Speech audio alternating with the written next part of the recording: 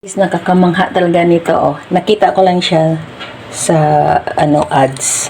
Tinry ko, marami na kasi akong tinry na paano tanggalin yung dumi sa likod ng kawali. Ngayon guys, so nakita ko siya. Yan, bago ko pa lang na-apply guys. Kaso napansin ko nagbago na nga siya talaga, oh. Yan.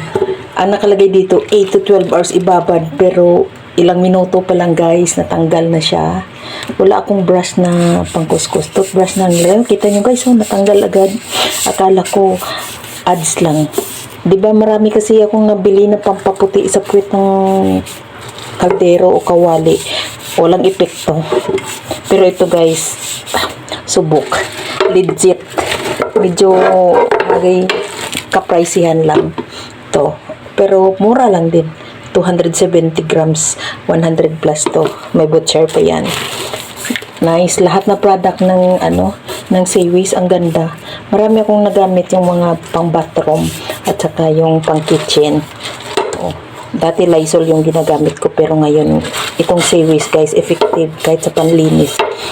Pero ito para lang talaga to sa mga pot. Yan guys.